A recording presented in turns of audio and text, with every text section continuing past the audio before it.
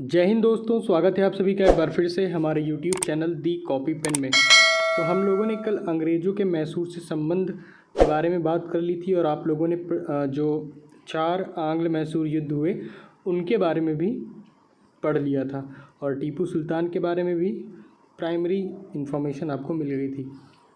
तो आज का जो टॉपिक है वो है सिख एवं अंग्रेज। ठीक, तो सिख एवं अंग्रेज आज का टॉपिक है और सिखों से संबंधित बात आज के वीडियो में हम लोग करने वाले हैं और एग्ज़ाम के पॉइंट से भी इम्पॉर्टेंट है। तो इसलिए आप सही से पढ़िएगा। तो चलिए शुरुआत करते हैं आज के वीडियो की। और अगर अभी तक आपने हमारे चैनल को सब्सक्राइब नहीं किया है तो जल्दी से सब्सक्राइब कर दीजिए, एकदम फ्री है। पहला पॉइंट है कि सिख जो संप्रदाय है, सिख संप्रदाय, इसकी स्थापना किसने की थी? तो सिख संप्रदाय की जो स्थापना की थी या स्थापना का श्रेय जो है वो गुरु नानक जी को जाता है और ये सिखों के पहले गुरु थे, प्रथम गुरु थे। गुरु नानक के अनुयायी ही सिख कहलाते हैं। तो सिख कौन? जो गुरु नानक के फॉलोअर्स थे, अनुयायी थे, वही सिख कहलाए। ये बादशाह बाबर एवं हुमायूं के समकालीन थे। ये बादशाह बाबर एवं हुमायूं के समकालीन थे। समकालीन मतलब जिस समय हुमायूं और वो बाबर और हुमायूं लोग शासन कर रहे थे उसी समय ये गुरु नानक जी भी थे। नेक्स्ट पॉइंट की बात करें तो 1496 ईस्वी में कार्तिक पूर्णिमा को नानक को आध्यात्मिक पुनर्जीवन का आभास हुआ। कब हुआ? 1496 को। और ये कार्तिक पूर्णिमा याद रखिएगा। तो ये बात हो गई। इसके बाद गुरु नानक ने गुरु का लंगर नामक निःशुल्क सहभागी भोजनालय स्थापित किए। अभी आप लोग जानते होंगे लंगर के बारे में। तो ये जो निःशुल्क होता है ये लंगर, सिखों में आप लोगों ने देखा होगा। और अमृतसर अगर स्वर्ण मंदिर कभी जाए तो वहाँ पे कितना बेहतरीन लंगर होता है। तो ये मतलब शुरू किसने किया था? तो गुरु नानक जी ने ही शुरू किया था। गुरु नानक के अनेक स्थानों पर संगत मतलब धर्मशाला और पंगत मतलब होता है लंगर स्थापित किए। संगत और पंगत, ये इतनी बात हो गई है। नेक्स्ट पॉइंट की बात करें तो संगत और पंगत ने गुरु नानक के अनुयायियों के लिए एक संस्था का कार्य किया जहां वे प्रतिदिन मिलते थे। गुरु नानक की 1538 ईस्वी में करतारपुर में मृत्यु हो गई और गुरु अंगद 1539 से 52 सिखों के दूसरे गुरु बने। कौन? गुरु अंगद। और इनका प्रारंभिक नाम क्या था? लहना था। इनका प्रारंभिक नाम लहना था। इन्होंने नानक द्वारा शुरू की गई लंगर व्यवस्था को स्थायी बना दिया। मतलब जो लंगर व्यवस्था है जिसे नानक जी ने शुरुआत की थी, जिसकी शुरुआत की थी, उसको स्थायी बना दिया, परमानेंट बना दिया। और एक इम्पॉर्टेंट है कि जो सिखों की लिपि आपको पता होगा, पंजाबी भाषा होती है, इसकी लिपि क्या है? गुरुमुखी। तो गुरुमुखी का आरंभ जो है गुरु अंगद ने किया था। तो ये पॉइंट आप याद कर सकते हैं। इतनी बात हो गई है। अब हम पहले नानक जी की बात कर चुके हैं, फिर अंगद जी की बात कर चुके हैं। अब सिखों के तीसरे गुरु अमरदास की बात करेंगे। तो सिखों के तीसरे गुरु अमरदास, इनका टाइम पीरियड क्या है? 1552 से 1574 तक ईस्वी तक। तीसरे गुरु थे अमरदास। तो गुरु अमरदास ने हिंदुओं से पृथक होने वाले कई कार्य किए। गुरु अमरदास ने हिंदुओं से पृथक होने वाले कई कार्य किए। हिंदुओं से अलग विवाह पद्धति लवन को प्रचलित किया। तो सिखों में विवाह पद्धति को क्या कहते हैं? लवन कहते हैं। अकबर ने गुरु अमरदास से गोविंदवाल जाकर भेंट की और पुत्र पुत्री बीबी भानी को कई गांव दान में दिए। इसके बाद अमरदास ने 22 गद्दियों की स्थापना की और प्रत्येक पर एक महंत की नियुक्ति की। बीबी के पति रामदास सिखों के चौथे गुरु हुए। अकबर ने बीबी भानी को 500 बीघा भूमि दी। गुरु रामदास ने इसी भूमि पर अमृतसर नामक एक जलाशय खुदवाया। अमृतसर, जो गोल्डन टेम्पल है वहाँ पर देखेंगे एक जलाशय है, तो उसे गुरु रामदास ने खुदवाया था। अमृतसर नगर की स्थापना भी की थी किसने? गुरु रामदास ने। तो ये आप याद कर सकते हैं। और ज़मीन किसने दी थी? अकबर ने दी थी। गुरु रामदास ने अपने तीसरे पुत्र अर्जुन को गुरु का पद सौंपा। इस प्रकार उन्होंने गुरु पद को क्या बनाया, पैतृक बना दिया। इसके बाद गुरु अर्जुन सिखों के पांचवें गुरु हुए। सिखों के पांचवें गुरु गुरु अर्जुन, इन्होंने सिखों के धार्मिक ग्रंथ आदि ग्रंथ की रचना की। तो सिखों के धार्मिक ग्रंथ आदि ग्रंथ की रचना किसने की, गुरु अर्जुन ने की। इन्होंने गुरु नानक की जो प्रेरणा युक्त प्रार्थनाएं और गीत संकलित किए। ठीक, प्रेरणाप्रद प्रार्थनाएं और गीत क्या किए, संकलित किए। किसने, गुरु अर्जुन देव ने।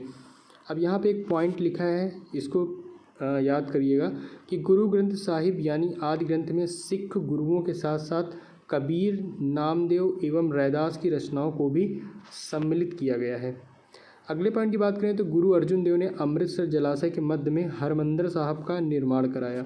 ठीक, किसका निर्माण करवाया, हरमंदिर साहब का निर्माण करवाया।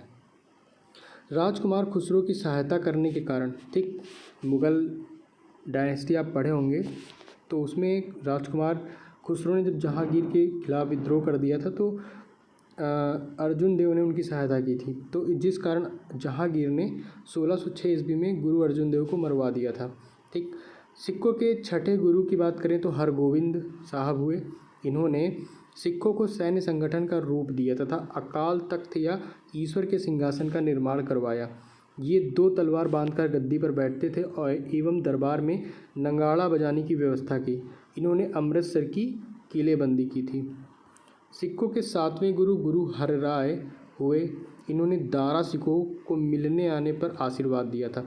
8वें गुरु की बात करें तो सिखों के 8वें गुरु हरकिशन 1661 से 64 हुए और इनकी मृत्यु चेचक से हो गई। इन्हें दिल्ली जाकर गुरु पद के बारे में औरंगजेब को समझाना पड़ा था। सिखों के 9वें गुरु हुए गुरु तेग बहादुर 1664 से 75। इस्लाम स्वीकार इन्होंने नहीं किया था, जिसके कारण अंग्रेज़ों ने इन्हें वर्तमान शीशगंज में गुरुद्वारा के निकट मरवा दिया था। नेक्स्ट पॉइंट की बात करें तो सिखों के 10वें एवं अंतिम गुरु, ठीक, टोटल 10 गुरु हैं। तो सिखों के 10वें एवं अंतिम गुरु गुरु गोविंद सिंह 1675 से 1708 ईस्वी में हुए। इनका जन्म 1666 ईस्वी में पटना में हुआ। ये इम्पॉर्टेंट है। ठीक, और गुरु गोविंद सिंह अपने आप को सच्चा बादशाह कहा। उन्होंने सिखों के लिए 5 ककार अनिवार्य कर दिए। ये बहुत इंपॉर्टेंट है, सिखों के लिए 5 ककार अनिवार्य कर दिए। कौन कौन से 5 ककार, मतलब प्रत्येक सिख को केस, कंघा, कृपाण, कच्छा और कड़ा रखने की अनुमति दी और सभी लोगों को अपने नाम के अंत में सिंह शब्द जोड़ने के लिए कहा। ठीक, तो सिंह शब्द जोड़ने के लिए कहा। गुरु गोविंद सिंह का निवास स्थान आनंदपुर साहिब था एवं कार्यस्थली पाओता थी। गुरु गोविंद सिंह ने फारसी में जफरनामा लिखे। इनके 2 पुत्र फतेह सिंह एवं जोरावर सिंह को सरहिंद के मुग़ल फौजदार वज़ीर खान ने दीवार में चिनवा दिया था।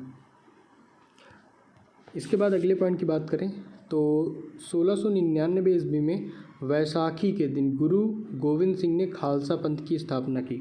तो खालसा पंथ की स्थापना किसने की, गुरु गोविंद सिंह ने की वैसाखी के दिन। पाहुल प्रणाली की शुरुआत भी गुरु गोविंद सिंह ने की। गुरु गोविंद सिंह ने सिखों के धार्मिक ग्रंथ आदि ग्रंथ को वर्तमान रूप दिया और कहा कि अब गुरुवाणी सिख संप्रदाय के गुरु का कार्य करेगी। गुरु गोविंद सिंह की हत्या 1708 में नांदेड़ नामक स्थान पर गुलखा नामक पठान ने कर दी। ठीक, अब बंदा बहादुर, इसका जन्म 1670 में पुंछ जिले के राजौरी नामक गांव में हुआ था और इनके बचपन का नाम लक्ष्मण दास था। इनके पिता रामदेव भारद्वाज राजपूत थे।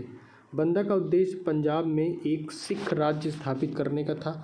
इसके लिए उन्होंने लोहगढ़ को राजधानी बनाया। इन्होंने गुरु नानक एवं गुरु गोविंद सिंह के नाम से क्या चलवाए, सिक्के चलवाए। बंदा ने सरहिंद के मुग़ल फौजदार वज़ीर खां की हत्या कर दी। मुग़ल बादशाह फ़र्रुखसियर के आदेश पर 1617 ईस्वी में बंदा सिंह को गुरुदासपुर नांगल नामक स्थान पर पकड़कर मौत के घाट उतार दिया गया। इसके बाद शहादला कत्लगढ़ी के नाम से विख्यात है, जहां बंदा ने हजारों मुग़ल सैनिकों को मौत के घाट उतार दिया था। नेक्स्ट पॉइंट की बात करें तो बंदा की मृत्यु के पश्चात सिख कई छोटे छोटे टुकड़ों में बट गए थे और 1748 ईस्वी में नवाब कर्पूर सिंह की पहल पर सभी सिख टुकड़ियों का दल खालसा में विलय हुआ। दल खालसा को जस्सा सिंह आहलूवालिया के नेतृत्व में रखा गया, जिसे बाद में 12 दलों में विभाजित किया गया। इसे मिसल कहा गया। मिसल शब्द जो है वो अरबी भाषा का शब्द है, जिसका अर्थ होता है समान, मतलब इक्वल। समान मतलब कोई वस्तु नहीं, ये याद रखिएगा। रणजीत सिंह की बात करें तो रणजीत सिंह का जन्म जो है गुजरावाला में 2 नवंबर 1780 ईस्वी को सुकरचकिया मिसल के मुखिया महासिंह के यहाँ हुआ था। इनके दादा चरत सिंह ने 12 मिसलों में सुकरचकिया मिसल को प्रमुख स्थान दिया। 1798-99 में रणजीत सिंह लाहौर का शासक बना और 25 अप्रैल 1809 ईस्वी को चार्ल्स मेटकॉफ और महाराजा रणजीत सिंह के बीच अमृतसर की संधि हुई। रणजीत सिंह का राज 4 सूबों में बटा था। 4 सूबों में एक पेशावर, कश्मीर, मुल्तान एवं लाहौर। महाराजा रणजीत सिंह का विदेश मंत्री फ़कीर अजीज़ुद्दीन एवं वित्त मंत्री दीनानाथ था। 7 जून 1839 में रणजीत सिंह की मृत्यु हो गई और प्रथम आंग्ल सिख युद्ध 1845 से 46 में एवं दूसरा जो आंग्ल सिख युद्ध हुआ 1849 में हुआ। तो ये सिखों और अंग्रेज़ों के बारे में अधिकतर जानकारी हो गई। अब अंग्रेज़ों एवं सिखों के बीच हुई संधियों के बारे में बात कर लेते हैं। लाहौर की संधि हुई थी 9 मार्च 1846 को। भैरोवाल की संधि हुई थी 22 दिसंबर 1846 को। ठीक, दोनों 1846 में हुई थी। इस संधि के तहत, मतलब भैरोवाल की संधि के तहत, राजा दिलीप सिंह के संरक्षण हेतु अंग्रेजी सेना का प्रवास पंजाब में मान लिया गया। 20 अगस्त 1847 को महारानी जिंदा को राजा दिलीप सिंह से अलग कर 48,000 वार्षिक पेंशन देकर शेखपुरा भेज दिया गया। ठीक, शेखपुरा भेज दिया गया। इसके बाद द्वितीय आंग्ल सिख युद्ध के दौरान पहली लड़ाई चिलियानवाला की लड़ाई सिख नेता शेर सिंह एवं अंग्रेज कमांडर गफ के मध्य लड़ी गई। दूसरी लड़ाई गुजरात के चिनाब नदी के किनारे चार्ल्स नेपियर के नेतृत्व में अंग्रेजों ने 21 फरवरी 1849 को लड़ी और इस युद्ध में सिख बुरी तरह पराजित हुए। लॉर्ड डलहौजी की 29 मार्च 1849 की घोषणा द्वारा संपूर्ण पंजाब का विलय अंग्रेजी राज्य में कर लिया गया।